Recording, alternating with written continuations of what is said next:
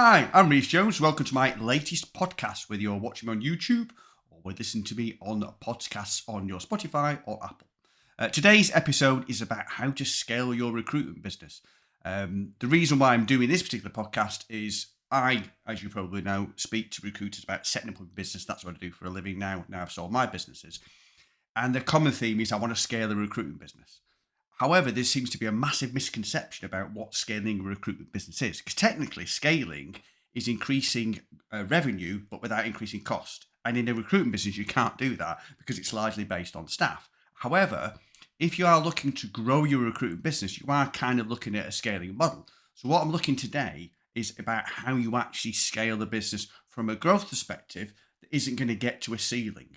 Because if you don't try and scale your business from a more tactical point of view, and you feel that just having lots of recruiters is going to grow your massive business, it isn't going to work because it doesn't work that way. So first of all, when I'm talking about scaling a business, I want to know, okay, what size of business do you want it to be? Because that will dictate to a degree how you scale a recruitment business. However, what I would say is you always build your foundation for the business you're aspiring to, because you can't have too much of a solid foundation. So for example, if you want to build a skyscraper, you don't have a bungalow foundation. So when we set up and build the business within David's Gray, we set the foundations so you can grow that skyscraper should you want to. So that is, getting the logo spot on, getting your branding right, getting your website right. So it's kind of setting a foundation that you're not going to sort of have to retrofit stuff, because retrofitting stuff within a recruitment business is really, really difficult. But when we get back to the scaling, as I mentioned, it's not about hiring loads of recruiters, because that just won't work. What you've got to look at is how are you going to grow the business going forward? Because beyond the billers, so you set up your business and let's say you've got 4 or 5 billers and you need to manage them, and then you grow and you have other managers and it grows, and that's how it grows. And that's how business grows.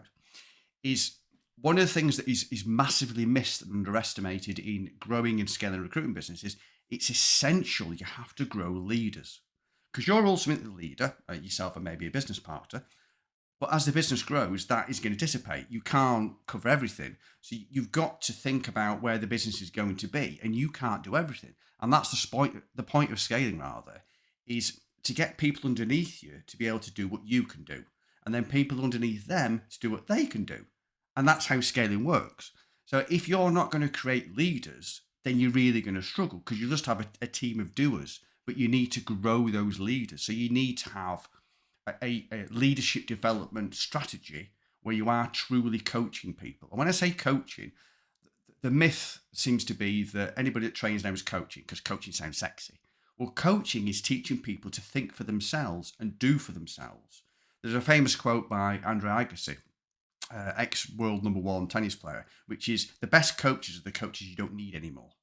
And that is how it should work when you're looking at scaling a business. Is you've got somebody who is coaching somebody underneath them to get them to the point where they're no longer needed. That person could do the job so they can climb further up the food chain. So you need to have a culture within your business that people are looking to succession plan themselves through quality coaching. And coaching is difficult because a recruiter relies on speed. Speed kills deals.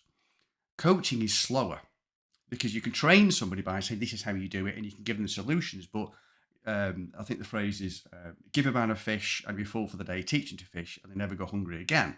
So you've got to get people to fish for themselves, or think for themselves, and do for themselves. So it's not about telling them how to do it, it's asking them how they would do it, and getting them into that mindset of having to think for themselves. So that is critical if you're going to scale a business. What's also critical, and this is, again, another part that is massively flawed, I see in businesses growing, and the bit that the leaders don't appreciate is, to scale a business, it's largely dependent a lot on process. Because process is like, oh, I hate process. I hate process. But you can't grow and scale a business properly without a process. And when I mean a process, what I mean is like, the best way to put it is a best working practice. So rather than, let's say, for example, if you talk about hiring, rather than, if you say you've got 5 managers that are all hiring, and they're all hiring a different way. Okay, well, there's going to be a better way to hire. So first of all, you need to have a proper job spec so you know what you're hiring to. Because if you don't have a proper job spec, how do you interview against the job spec?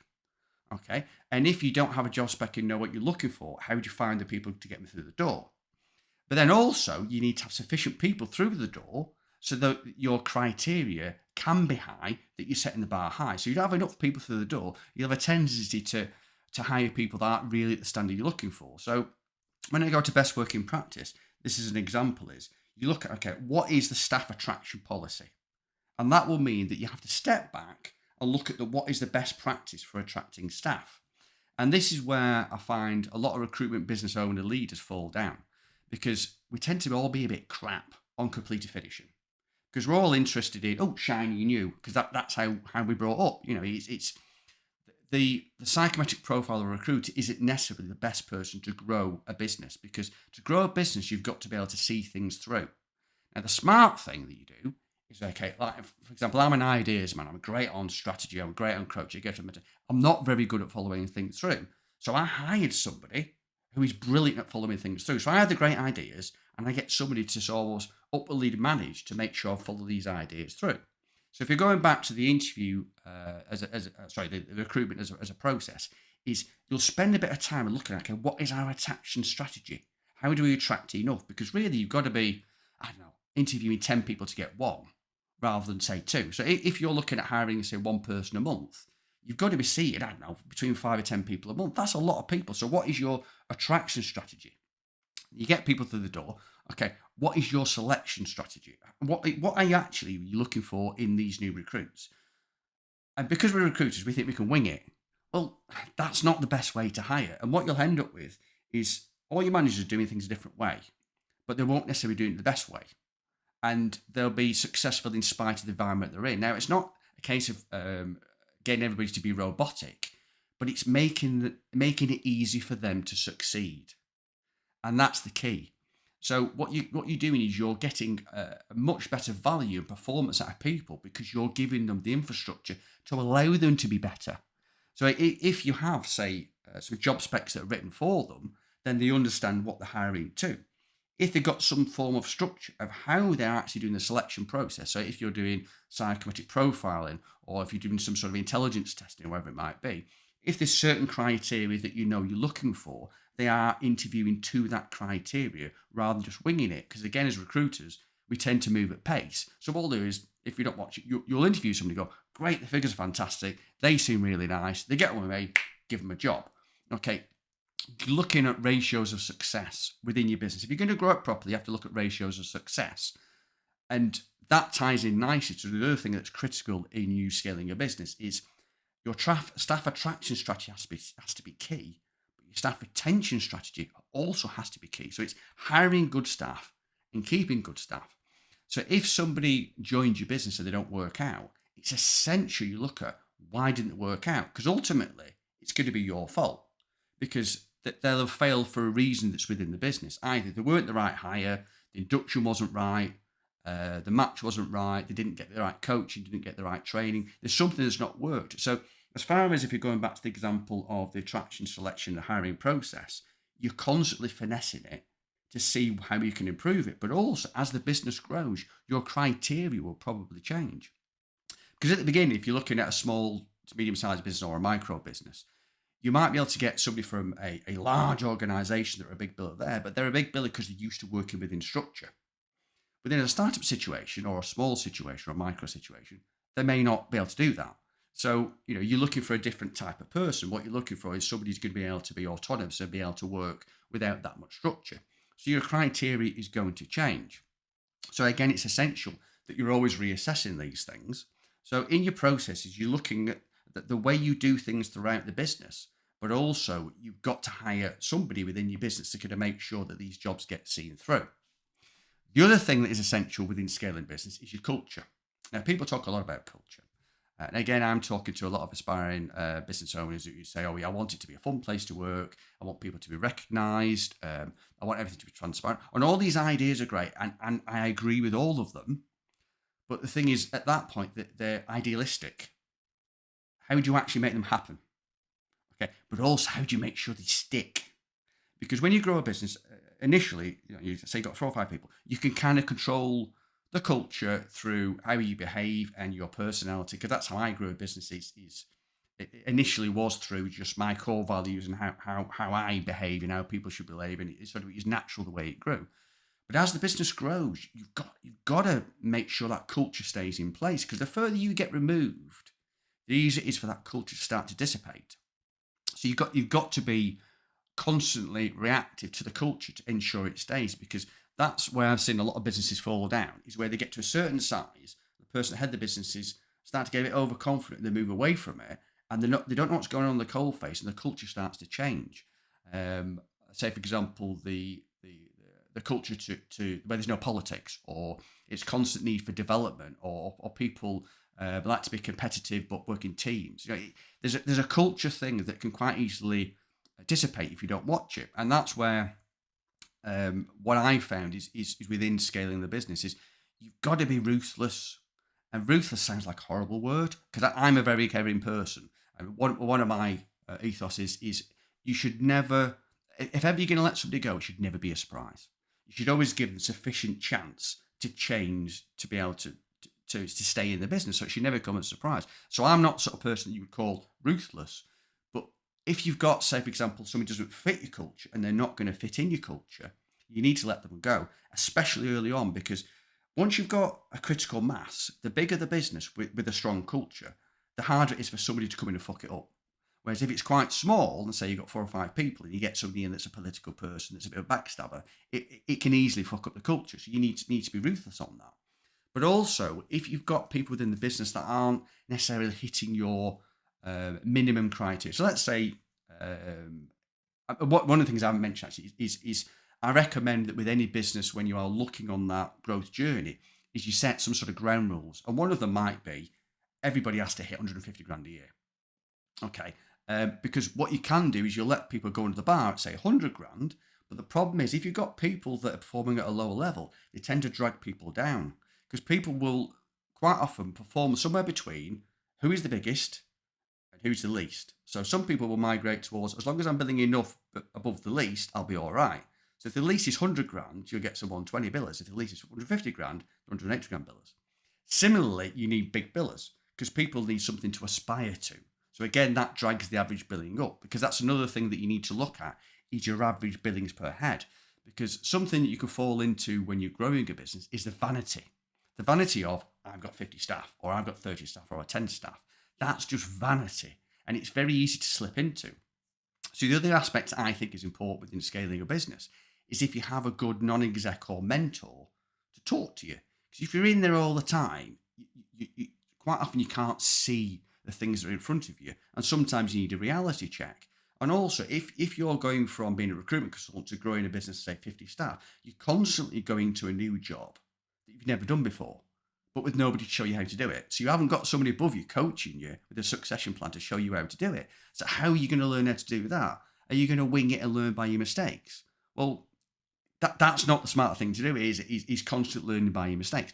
I did that for the first 5 years, and the next 5 years I didn't. And I tell you what, if I'd done in the first 5 years what I did the next 5 years, I made twice as much fucking money with half the stress, because I was trying to self-teach all the time. But if you have a good mentor or a coach, then you can get somebody that is going to help you move into these new positions easier, going to make you more self-aware. And also, it's a reality check, because somebody should be pushing back on you to ask you the questions that maybe you don't want to answer. And that's why I feel that any business at some point does need a non-exec or a coach to work with you to keep you honest. Because if you are going to scale a business, then it's not, like I said, I can't stress enough, it's not just about hiring lots of recruiters and expecting it to work, because it just won't work that way. You'll get success to a point. I mean, for example, you might be able to get away with up to 20 or 30 staff and think, oh, this is a piece of piss, I carry on. But the problem is if you've got away with it, it's a bit of a paradox. If you've got away with it, you kid yourself it works, and then you carry on. Because you're so far away from the coal face, it can be fucking up further down, but you don't see it because you're too far away from it. So this is why having the benefit of somebody with experience can help you avoid the mistakes, and can help you develop quicker, because ultimately your development is massively important to the growth of the business, because you are the head of the business. Now, I also want to mention is you don't have to be the perfect MD, or some people call themselves CEO now, but I don't like that. You don't have to be the perfect head of the business, because I, for example, like I said, I'm a great ideas man, I'm great on strategy, good on coaching, and I'm a pretty good leader. But I'm terrible at complete finishing. I'll get halfway through a great idea and I can't bother. So I make sure I make up for my failings by hiring good people around me. So if you look at any large business, the MD won't do the finance, won't do the marketing, won't do the operations, not. They wouldn't do that. That's just silly. You have people in those speciality areas, and you've got to empower them and let them take control of those areas, because if they're going to be in that position, they should be better than you at that, obviously. So if they're better than you, you've got to fucking listen to them. Otherwise, what's the point? Because if you don't listen to them, they're likely to leave. But if you don't listen to them, also, you're going to make mistakes. So again, if you're going to grow throughout the business, you've kind of got to leave your ego at the door. Now, there's a difference between arrogance and confidence. I kept myself a very confident person. And I have a lot of self-belief, but I wouldn't count myself as arrogant, because arrogant, I think, is where you're not really in touch with yourself and understanding your own abilities. And what you need really, somebody's going to grow a business, is they have the confidence and the conviction, but also the humility to understand the limitations and listen to people and how they're going to grow the business, because that is how you're going to scale a business. It's the quality of the mass that's going to make the difference. It's not all about you.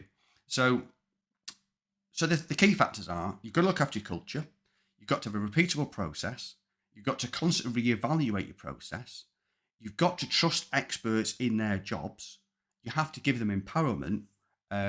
What else was there? Yeah, finance. Goes without saying. You've got to be able to manage your cash, because that's another thing that can trip you up. If you have a lot of success and you're growing a business, is you get a bit carried away. So you start hiring more staff and hiring more staff. But the problem is you are speculating to accumulate, which obviously you should be doing. But if there's too much speculation and the money runs out, then that's when you really hit the buffers. So you really need to have a good handle on the cash. And going back to what I said about recruiters not being good at everything, most recruiters are a bit shit on cash, because you're used to working on PAYE, which is basically you get taxed at source, using it, spending money and earning lots of money, and you're not used to running a budget for yourself, because most good recruiters, certainly the ones that set up, are pretty well off. You run a business, there's a lot to it. Things like budget and variance analysis. Do you know what a budget and variance analysis is? I didn't. Well, basically all that is you just have an average of what spend is on each particular category, and then you'll have somebody with your business that every time the P&L comes through, they'll look at, are you above or below what the average is on the budget and variance analysis. So if it's high, then they'll look into it as to why it's high. If it's low, look into why it's low. So when the figures come to you, you don't have to go through the P&L and look at everything. You've got somebody already who's looked at it and goes, oh, that's high, I'll look into it. So you've got people that are doing the work for you, because you should only be doing the job that only you can do. And that's how it falls down in the whole growth of the business, how you scale a business, is that the people that you're paying the big money only do what they can do. They don't have doing the jobs that you can pay somebody else to do. That's commerce. So if you've got somebody who can do that particular aspect of the job at half the price, that's how you get them to do it. And again, that's a common scaling technique that you use throughout industry. But anyway, the whole scaling subject is a huge one. I try and keep my podcasts quite short. And the reason for that is most recruiters don't have the same attention span. So keeping it short on this, I might do a follow-up at a later stage on different types of scaling, but I hope you've enjoyed this. If you have enjoyed it, please like or subscribe to my podcasts. Leaving a nice comment might be nice, but I hope you've enjoyed it, and I hope you listen to one soon. Don't forget to hit that subscribe button, and also don't forget what I do as a day job with Davidson Gray. I set up recruiters in business, so I deal with startups. I back and support them with my excellent team at Davidson Gray. So if you're an aspiring business owner and be interested in working with me as a co-director and mentor, along with my amazing world-class team, check out the Davidson Gray website or send me a message or an invite on LinkedIn.